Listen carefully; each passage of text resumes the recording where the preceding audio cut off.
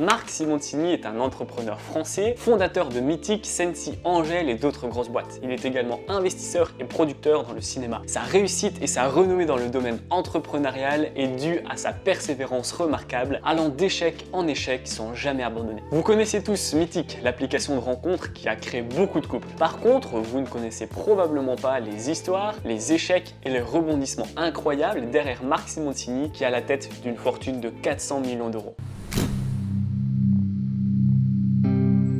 Marc Simoncini a un parcours incroyablement inspirant, rempli de rebondissements. La première anecdote assez incroyable remonte en 89 avec la création d'e-France. C'est une société qui a créé l'un des premiers sites de communauté français en proposant l'hébergement de pages avec un annuaire des sites. Très simplement, si j'avais un site internet sur la thématique des bonbons, je venais le voir et je lui demandais d'héberger mon site sur le sien. Ainsi, toutes les personnes qui arrivaient sur son annuaire et qui cherchaient un site où on vendait des bonbons, ils pouvaient me voir apparaître. Lui, de son côté, il gagnait son argent en mettant des bannières de publicité sur son annuaire car il y avait énormément de monde à l'époque des premiers blogs. Marc Simoncini travaille beaucoup sur son projet et finit par revendre e-France à Vivendi pour 45 millions d'euros en cash et 1 million d'actions Vivendi. Sauf que le problème, c'est qu'après avoir payé les impôts avec le cash, il lui restait les actions Vivendi cotées à 80 euros à l'époque. Marc était donc à la tête d'une fortune sur papier en actions Vivendi. Sauf que peu de temps après, l'action est passée de 80 à 8 euros l'action. Il avait donc en dette ce qu'il pensait avoir en argent. Pour rembourser ce qu'il devait aux banques, il devait absolument créer quelque chose qui marche. C'est là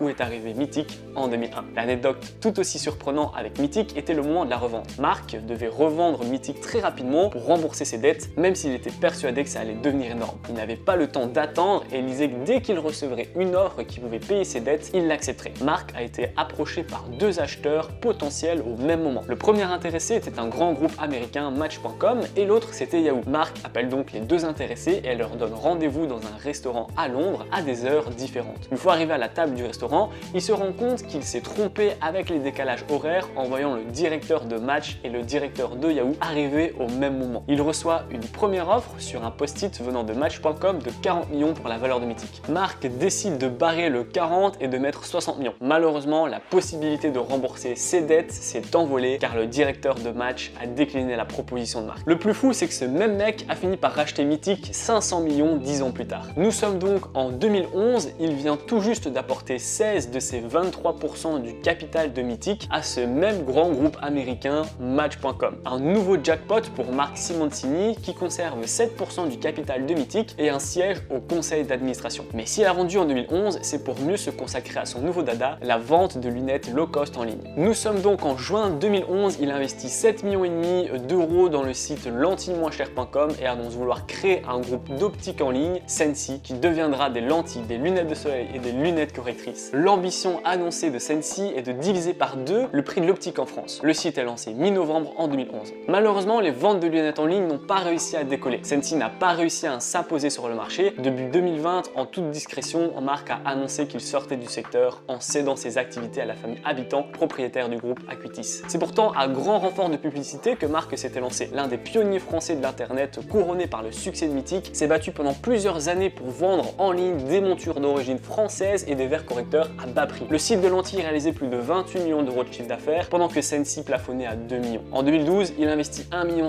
dans Aztec, une société industrielle produisant des dameuses à neige, via son fonds d'investissement Jaina Capital. Jaina Capital, c'est son fonds d'investissement personnel de 100 millions d'euros qu'il avait créé en 2009 pour privilégier les modèles économiques novateurs. Marc Simoncini compte investir dans des jeunes entreprises de l'univers high-tech grâce à son fonds d'investissement et devient donc Business Angel. Toujours avec son fonds d'investissement en novembre 2012, il investit 3 millions d'euros dans Devialet, société française spécialisée en hi-fi que fera également Bernard Arnault, le troisième homme le plus riche du monde. En 2019, il investit 3 millions d'euros dans la startup Angel qui lance un modèle de vélo électrique haut de gamme 100% made in France qui est disponible depuis juillet 2020. L'entreprise a déjà levé 20 millions d'euros et compte bien effectuer un nouveau tour de table pour récolter encore plus d'argent. Car pour tenter de prendre des parts de marché à des concurrents déjà présents depuis 10 ans sur le secteur, la startup doit aller vite. Angel a connu un réel engouement auquel il n'a pas toujours été aisé de faire face. Elle a réalisé ainsi 1500 précommandes en 3 mois pour un vélo vendu 2690 €. C'est l'objectif fixé pour sa première année d'exercice. Marc Simoncini est sur tous les fronts. Vous pouvez le voir également sur M6 dans l'émission Qui veut être mon associé. La saison 2 s'est achevée le 2 février. Le bilan du plus dépensé revient à Éric Larchevêque, le créateur de Ledger, qui a dépensé 1,9 million d'euros. Suivi de Marc, qui a investi 826 000 € dans les startups des investisseurs de l'émission. Marc Simoncini est la 245e plus grosse fortune de France avec un joli score de 400 millions d'euros. Sa réussite est due à sa capacité à ne jamais abandonner, de se surpasser et de faire tout son possible pour chaque projet qu'il met en place. Marc n'a pas eu que des succès, loin de là. Il raconte d'ailleurs avoir réussi à